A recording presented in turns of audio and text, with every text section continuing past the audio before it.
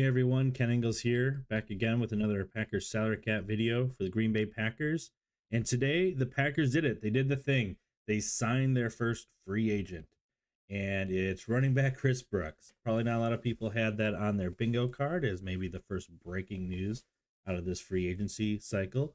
But here we are. We have news.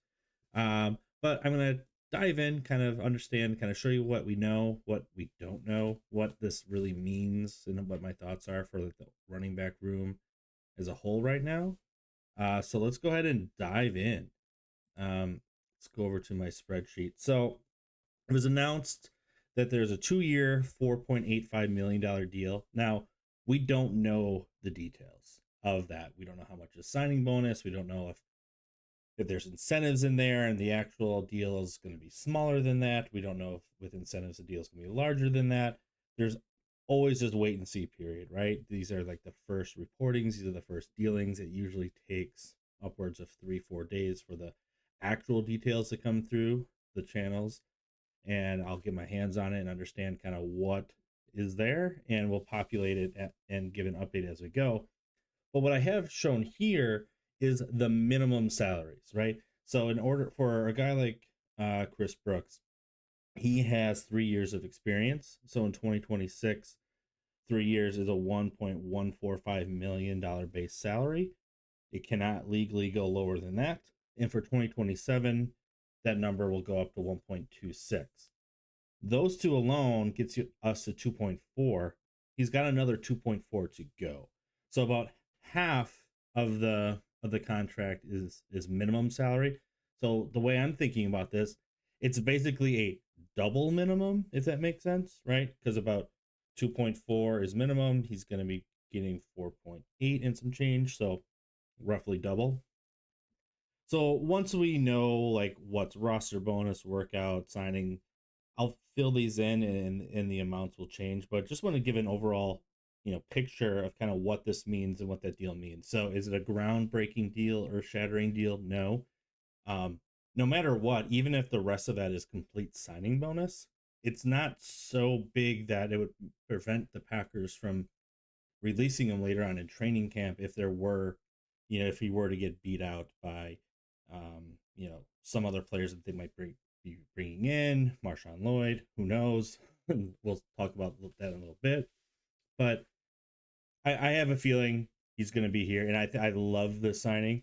If you look over here, this right of first refusal, this is the restricted free agent tender that the Packers declined to place on him. So Chris had 3 years of experience entering free agency. If you have less than 4, you are not an unrestricted free agent, and the team will have some sort of control over your rights. So if you have less than 3, you become an exclusive rights. Packers have a few of those guys where they just say, you're coming back to us no matter what. You can't even negotiate with anybody else. With restricted free agents, those are guys who have 3 years of experience, 3 accrued seasons. And the Packers could have like chosen down this list of like, okay, how much compensation do we want to get, or what do we want to be able to do in terms of being able to match a deal. So in 2026, that amount could have gone anywhere from 8 million down to 3.5. 8 million would have been placing a first round tender, a restricted tender, meaning if another team were to sign him and the Packers didn't want to match the deal, that team would have to give the Packers a first round draft pick. Now, that obviously wasn't going to happen, neither the second round. The original round and the right, we don't talk about original round a lot. It doesn't happen very often. But in this case, it doesn't matter because he was an undrafted free agent regardless. So you'd want to go with the cheaper option anyways. So the Packers didn't go the restricted free agent tender of 3.5. They're giving them 4.8 over 2 years. So it's going to be less. It's going to be about $1 million short on average. But it's over 2 years. So we'll see. I think it's an overall good deal. I think it made sense. I didn't think that they were going to tender him, but I knew between Chris Brooks and Emmanuel Wilson, it was a safe bet that one was coming back. And if I had to put money on it, Chris Brooks was the guy. He just does so much for the Packers on third down and is like their special teams ace. I know Emmanuel Wilson has some more of the flashy runs, but I'll talk about that now. Let's go over to the depth chart. This is refreshed now with Chris Brooks in here. I'm gonna remove myself so you can see. Bye-bye. There I go. And let's get Chris off of here too. Okay. So on the left here, on the left I have kind of a breakdown of like what their depth chart looks like today by position. I got the players here. I get color coded based off of how they were acquired. They're up to 67 players now. We got Chris Brooks sliding in here now at running back. So the Packers now have a total of 5 running backs under contract. Josh Jacobs, Marshawn Lloyd, Chris Brooks, Pierre Strong, and Damian Martinez are coming back from the practice squad. And they'll fight it out for camp. And see where they land, and maybe one of those guys makes the roster. Maybe they're going to be back on the practice squad again. Maybe they're not. Maybe there's going to be some draft picks. We don't know. But I like their top 3 right now. I don't think they're done. I know that there's a lot of question marks around Marshawn Lloyd. Obviously, he's been unavailable 35 of 36 games that he's been in the league. By all accounts, the Packers love him. And from those who have been at training camp and offseason workouts much more frequently than I have, will say the same thing. The guy's impressive when he's had his opportunities and when he's been able to show. Of course, they've been very limited. I think the Packers are going to give it one more go, and they would love for him to be the running back too. But I think they're going to bring in some competition, and we'll see how it goes.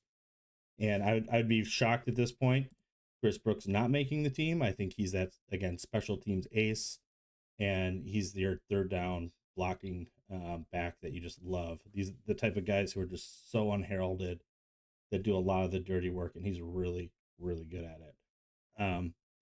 Scrolling over here, too far. This is kind of like a visual of like positionally the depth chart and kind of how I want to play with it. This is my way too early, insane free agency hasn't even started yet. 53-man roster at this point. Okay, we got Pierre Strong there, so let's swap him out. And in comes Chris Brooks.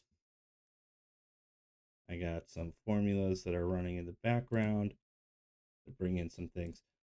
And so this is how I project it's going to shake out. Josh Jacobs, Marshawn Lloyd, Chris Brooks. Maybe they carry a fourth if there's a draft pick that they really like. Maybe that draft pick comes in and Marshawn Lloyd they finally say goodbye to if it's just not where they need him to be in year 3 after a lot of injury history. We shall see. But I do like this. So the bold means they're all signed, not just for 2026, but also for 2027 as well. So you got 3 guys who now have multi-year security, which is a huge position of strength to be in from the Green Bay Packers. Like, you compare that to their tight ends right now, nobody signed past this year. You look at their corners, I've got 6 names listed here right now based off guys who are actually on the roster.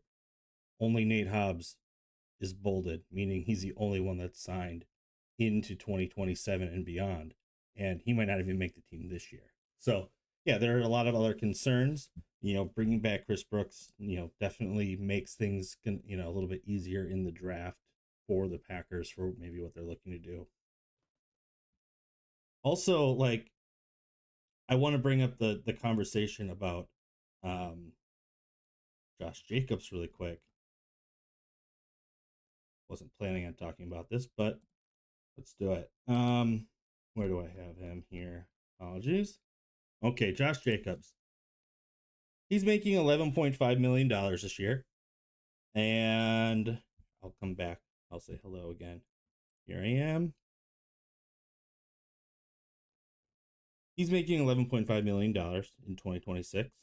And I've heard it, not so much lately, but earlier in kind of the offseason about, maybe the Packers need to approach Josh Jacobs for a pay cut. And I think that's totally nuts. Yeah, he's got some, he's got a higher cap hit. But if I just rewind the clock just a few years, 3 seasons ago, Aaron Jones on the team, similar situation, similar age, what have you, in production. I won't say production, but at that time he was making $16 million cash going into that season, into the 2023 season, and I think he was like the highest paid running back in terms of cash in the league at that point. And it was just inappropriate, right? And the Packers approached Aaron Jones. They're like, okay, we're gonna cut you, or you can take a pay cut. And he took a $5 million pay cut down to 11 million. So now, with that in mind, look at Josh Jacobs here. He's making 11.5. He's only making $500,000 more than the post pay cut of Aaron Jones 3 years ago. So inflation, right? 500,000. Let's take it. But like Josh Jacobs does a lot more for this team and carries the ball a lot more and is available um, more than what Aaron Jones was during that time. And so I just don't think that there's a world where Josh Jacobs is going to be approached with a pay cut.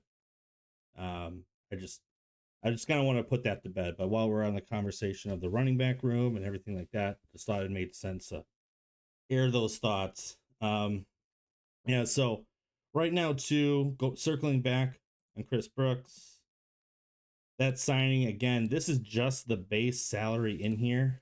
But in terms of their top 51 salary cap impact, again, that's the thing that we need to worry about um, between now and when the actual regular season starts, when they go to everything counting. So, yes, as of right now, I have his base salary of $1.145 million in my spreadsheets and in the math. But you remember from prior conversations, only the top 51 base salaries count. So now that Chris Brooks was added at 1.145, you see the math here. I am adding the guy who falls off, was 51, who is now 52, was making the league minimum, and that's at 885,000. So the net of that is 260. So by signing Chris Brooks right now with just the base salaries, it adds another $260,000 that the Packers have to account for on their salary cap, and they need to have that much more that they need to do between now and March 11th when the season starts, and they need to be cap compliant. They're still over the cap. We see no moves to get on the right side of cap compliance yet. This is the first move that we've seen that is any like real addition. But again, as if there's a signing bonus, if there's roster bonus, if there's per games workouts, anything like that, those will be added dollar for dollar on here because again, we only exclude the base salaries of those non top 51. So anything that's a bonus, non-base salary will go and it count against the cap, and I'll have those updates when I get them. So, but yeah, I'm going back to this depth chart. You know, running back, I can absolutely see a world. Oh, I'm in the way again. Boop. I can absolutely see a world where these are your starting three. You got Josh Jacobs, Marshawn Lloyd, Chris Brooks starting week one. Maybe they carry four. History says otherwise. If they do, I do have a sneaky little spot here hidden.